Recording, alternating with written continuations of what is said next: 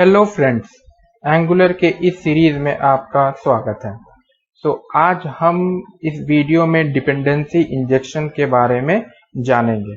Dependency injection की use हमारे को क्यों पड़ी वो हम इस वीडियो में देखेंगे। लेट सपोज कि हमारे को एक लैपटॉप बनाना है, तो उसके लिए मैंने दो क्लास डिफाइन करे हैं, एक क्लास स्क्रीन और एक क्लास कीबोर्ड। ठीक है, इन दोनों क्लास को मैं यूज करके एक नया क्लास बनाऊंगा लैपटॉप का। मैं लैपटॉप बनाने के लिए दो क्लासेस का यहाँ पर यूज करूंगा, जैसे क्लास स्क्रीन और कीबोर्ड। कंस्ट्रक्टर में मैं इसके ऑब्जेक्ट को मैं डिफाइन करूंगा और इस तरह मेरे को लैपटॉप क्लास या लैपटॉप बोल सकते हो मेरा बन के आ जाएगा, स्क्रीन और कीबोर्ड। यहाँ तक तो ठीक है कि मेरा स्क्रीन डिफाइन है, कीबोर्ड भी डिफाइन है। लेट सपोज कि मेरे स्क्रीन के कंस्ट्रक्टर को मैंने पैरामीटराइज कर दिया, फिर क्या होगा? लेट सपोज कि मेरा स्क्रीन क्लास है, उसको मैंने पैरामीटराइज कर दिया, तो अब क्या मेरा यही वाला क्लास लैपटॉप काम करेगा? तो आंसर होगा नो। क्यों? क्योंकि ये पैरामीटराइज कंस्ट्रक्टर खोजेगा यहाँ पर भी, लेकिन हम तो पैरामीटर पास तो कर रहे हैं, लेकिन यहाँ पर हम उसे हैंडल नहीं कर रहे हैं। तो इस क्लास को यूज करने के लिए, इस स्क्रीन क्लास को यूज करने के लिए मुझे इस लैपटॉप क्लास को भी, जो मेरा ऑब्जेक्ट बन रहा है, उसको पैरामीटराइज करना पड़ेगा, फिर मैं इस स्क्रीन वाले क्लास को यूज कर सकता हूं, वरना मैं यूज नहीं कर पाऊंगा। अगर हम रियल वर्ल्ड सिनेरियो देखें, लेट सपोज कि मेरे पास एक लैपटॉप बनाने के लिए मैंने दो क्लास डिफाइन किए हैं, स्क्रीन और कीबोर्ड। मेरा स्क्रीन का जो साइज है, लेट सपोज कि 14 इंच है, 16 इंच है, 18 इंच है, ये तब मेरा काम कर जाएगा। लेकिन लेट सपोज कि स्क्रीन किस टाइप का है, टच स्क्रीन है, TFT है, LED है, वो मैं पैरामीटराइज्ड के थ्रू पे मैं भेज रहा हूँ उसकी डिटेल्स। तब ये फिर यही वाली क्लास इसे हैंडल नहीं कर पाएगी। उसी तरह कीबोर्ड है। अब कीबोर्ड है कि कैसा कीबोर्ड है, मान लो कि वायरलेस है कि USB केबल वाला है, से भी मैं पैरामीटर के थ्रू मैं भेज रहा हूँ, तो फिर ये वाली क्लास इसे समझ ही नहीं पाएगी। क्यों? क्योंकि ये पैरामीटराइज्ड है नहीं। वो तभी काम करेगा अगर मैं इस लैपटॉप वाले क्लास को मैं पैरामीटराइज करूंगा, यहाँ पर न्यू स्क्रीन करके यहाँ पर से पैरामीटर दूंगा, यहाँ पर न्यू कीबोर्ड करके मैं पैरामीटर दूंगा, तभी ये वर्क करेगा। इसके लिए मुझे, अगर मैं इस स्क्रीन वाले क्लास को मैं चेंज कर रहा हूँ, तो यहाँ पर मुझे क्लास लैपटॉप वाले क्लास को भी मुझे चेंज करना पड़ रहा है। तो अगर ये तो एक छोटा सा सिनारियो हो गया, लेकिन बड़े बड़े प्रोजेक्ट्स में अगर इस तरह की चीजें होने लग गई, तो फिर तो ये बहुत बड़ी चीज हो जाएगी। हमें शुरुआत से लेकर अंत तक हमारे कोड को देखना पड़ेगा, कहाँ कहाँ ये स्क्रीन क्लास यूज हो रही है, वहां पर जाके हमारे को चेंजेस करने पड़ जाएंगे। इस चीज को ओवरकम करने के लिए हम डिपेंडेंसी इंजेक्शन का कंसेप्ट लाएं। अब डिपेंडेंसी इंजेक्शन है क्या?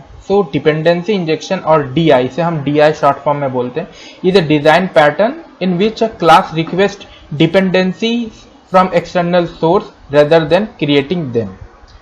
जैसे क्लास लैपटॉप है, स्क्रीन कीबोर्ड है, ये मेरा प्रीवियस एग्जांपल था, हम इस तरह करके बनाते थे।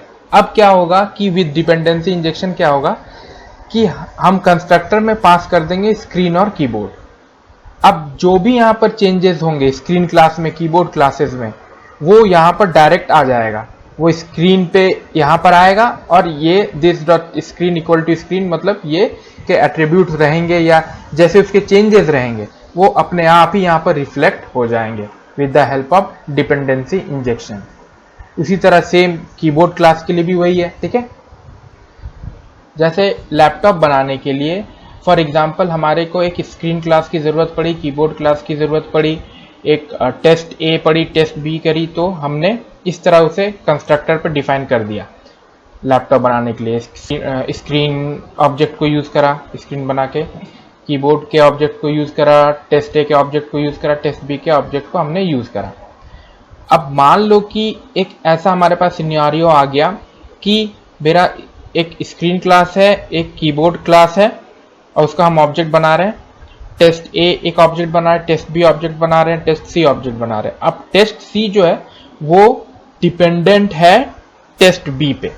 सो मेरा कुछ हायरार्की इस तरह बनेगा कि मैं या लैपटॉप वेरिएबल को मैं डिक्लेयर नहीं कर पाऊंगा जब तक मेरा ये आगे वाली चीजें हैंडल नहीं हो जाती है। ये लैपटॉप के ऑब्जेक्ट्स को बनाने के लिए मुझे सबसे पहले ये देखना पड़ेगा कि ये सारे के सारे सही से डिपेंडेंट अगर है किसी क्लास के, तो वो पहले अपने आप को पहले रिजॉल्व करे, उसके बाद इसमें आए। ऐसा नहीं कि मैं वेयर लैपटॉप में पहले ही मैं डिक्लेयर कर दिया तो ये समझ ही नहीं कर पाएगा और ये एरर शो कर देगा। क्यों? क्योंकि टेस्ट ए, टेस्ट बी या टेस्ट सी ये सब पहले डिक्लेयर ही नहीं है, और टेस्ट सी जो मेरा जो वेरिएबल है वो मेरा टेस्ट बी के ऑब्जेक्ट पे डिपेंडेंट है।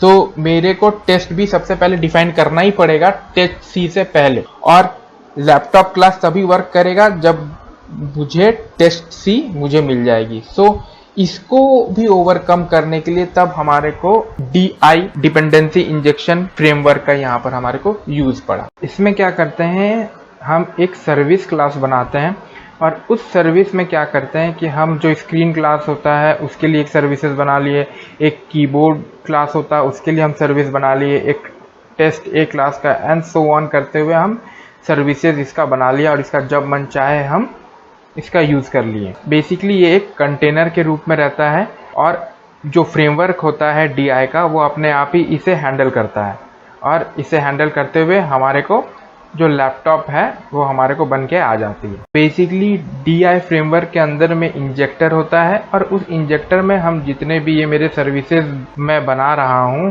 उसे मैं रजिस्टर कर देता हूँ इंजेक्टर पे, और जब मुझे लैपटॉप बनाना हो हम इस इंजेक्टर के थ्रू हम इन सर्विसेज को हम कॉल कर लेते हैं। तो बेसिकली इंजेक्टर क्या हुआ कि एक कंटेनर हुआ जिसमें हम सारे सर्विसेज को हम होल्ड करते हैं। तो इस वीडियो में इतना ही, मिलते हैं नेक्स्ट वीडियो में, तब तक के लिए सायोनारा।